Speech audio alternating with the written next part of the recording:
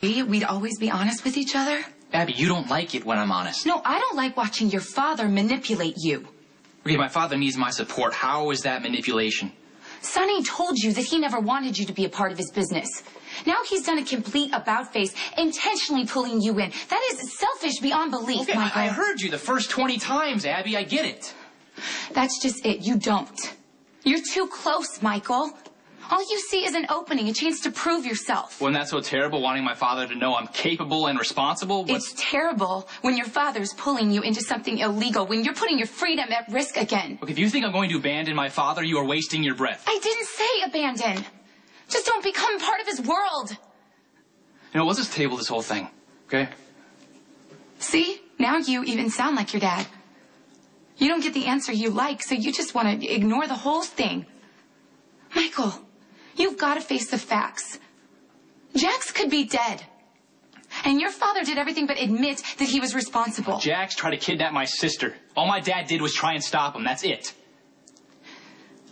I know that you like to see the good in people. You did it with me. When everyone else treated me like I was nothing. And I was right about you, Abby, just like I'm right about my father. Okay, again, I am just asking you to keep your options open. Is that your nice way of saying stay at EOQ so I can keep my job? If that's all you took away from this, that I'm worried about my stupid job, don't even bother packing. Get out.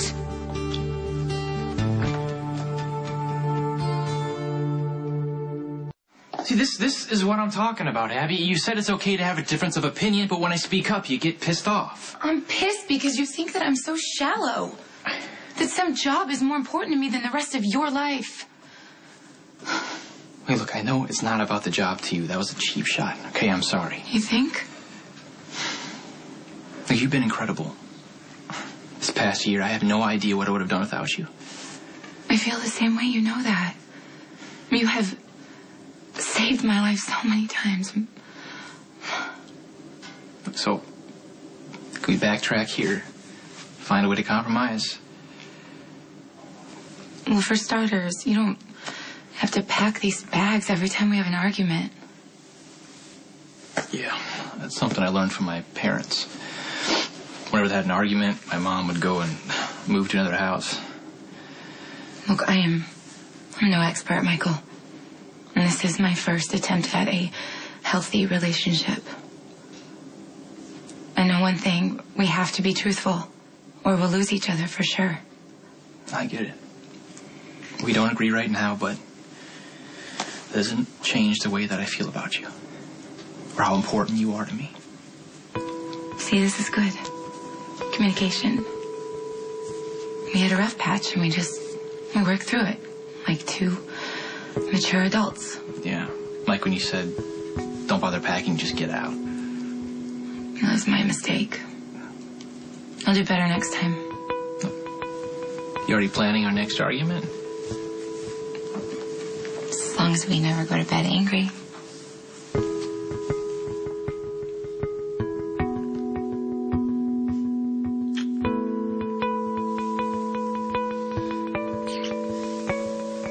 It's sweet of you to worry about me, but I've been dealing with people hating my father all my life.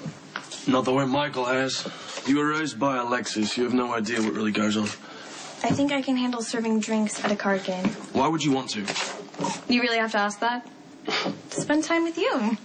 Look, Christina, how many times are we going to have this conversation? As many as it takes. You just started college. Your world is wide open. You can study whatever you want. You can be whomever you want. I was at the campus store and thought of you and got you this. It's a friendship bracelet. I can't accept gifts from you. Why not? Just the person I wanted to see. Got a minute? Well, for you, always. Oh, Christina, hi. I'm sorry, but you mind? I really need to speak to Ethan alone.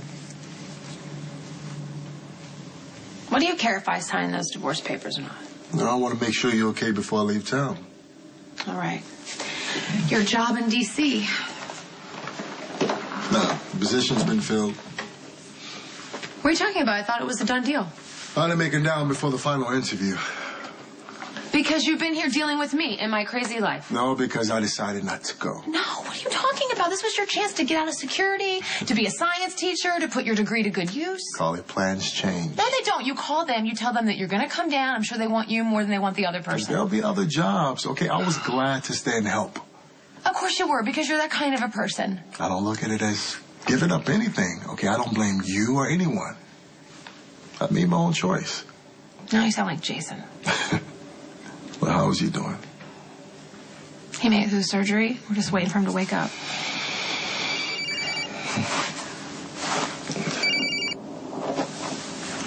Yeah. Any news on the search?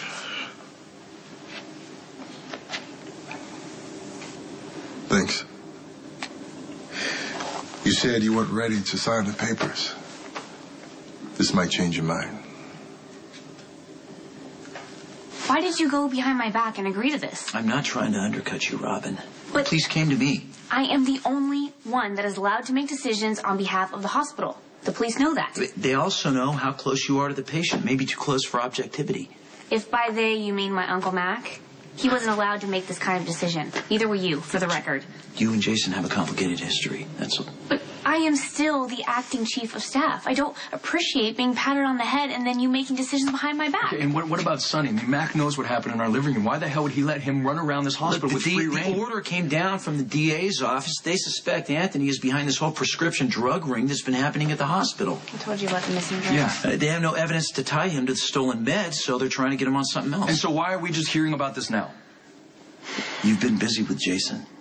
Okay, but what about her? Why would you do this to her? What about what you've been doing? You take your plant for a walk? It's an orchid, and yes, we had a little walk and talk. She listens to me better than you and Claudia ever do. Oh, well, that's because she doesn't have legs to run away and a mouth to talk back with. I should warn you, John. Sonny's going to be looking to retaliate. What'd you do now? Nothing. I'm as innocent as a lamb. So Sonny's going to retaliate for no reason. What can I say? Corinthos isn't the most stable guy around. This coming from the guy who talks to plants. It's an orchid. One I especially picked for Jason. I thought his hospital room could use a little beauty, but I was stopped at the door. By Sonny? No, Dr. Drake. That guy's got a mouth on him. You should have heard him, John.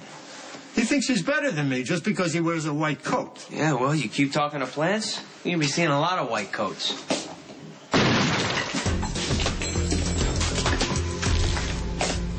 Johnny, your father is making it real hard to keep the balance. So I'm going to have to upset it and start over.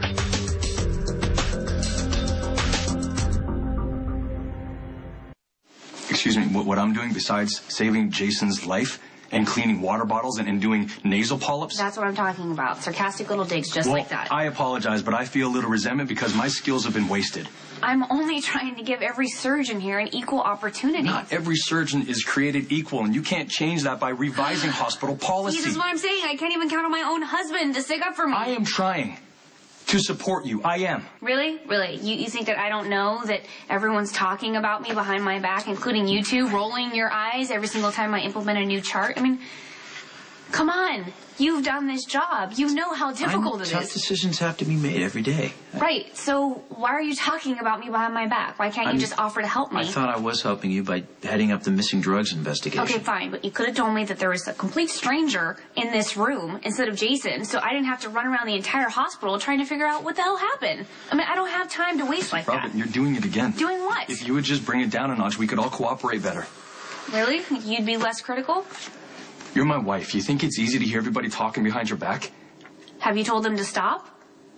Or is it too important to you to be one of the boys?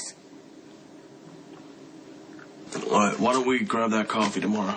Okay, let's say 10. I want to hear about your classes. It's okay. I get it. What, Christina, you all right? Believe it or not, I'm mature enough to handle a blow-off. Sorry, I should have called first. Clearly walked in on something. Oh, don't worry about it. I was just trying to provide a friendly shoulder for Christina. I don't think it did much good. No feelings there? Don't get me wrong, Christina's a sweet kid, but she's too young, too messed up about life. Probably isn't easy being the daughter of a mobster. Well, Sonny didn't exactly do her any favors. I mean, he neglected her most of his life, and then when he finally deigned to show up, he tried to control her. Christina couldn't get his love, so she acted out for attention. I mean, Christina's a messed up kid, you know, and frankly, I feel sorry for her. Besides, Sonny made it abundantly clear that if I liked to keep breathing, I would keep my distance. Ooh, that could put a damper on things. Yeah, I tried to explain that she's the one with the crush, but he wasn't buying it. And personally, I think Sonny should be grateful to you. You were so kind to Christina after that abusive relationship with Kiefer. Yeah. You know, everything that's happened to Christina is all bubbling up to the surface. It's like she's a ticking time bomb just waiting to go off, and I thought maybe I could contain it. But, you know. You tried being brutally honest? The truth doesn't work if you're not ready to hear it. I've been there, done that with Luke. I heard about the intervention. Yeah, it was painful and a total waste. Well, as a fellow alcoholic, I completely understand Luke's resistance. You know, you work so hard to maintain the illusion of having some control in your life. I mean, that night when Luke hit Jake, it was like something broke. You know, it's like he doesn't care about anything or anyone. What about you? Did Maya break your heart? You heard about that, huh? Well, Alice told me that Maya moved back to Philadelphia. Didn't give any details. I found Maya in bed with some doctor. Ooh, that must have been painful. You know, Maya was actually surprisingly decent about it. I know it's cliche, but I like to think that we parted as friends. Well, no doubt Maya will be kicking herself someday. I'm sure she already is.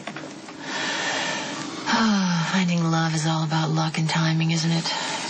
Along the way, you find your amusements where you can. Are you looking for amusement?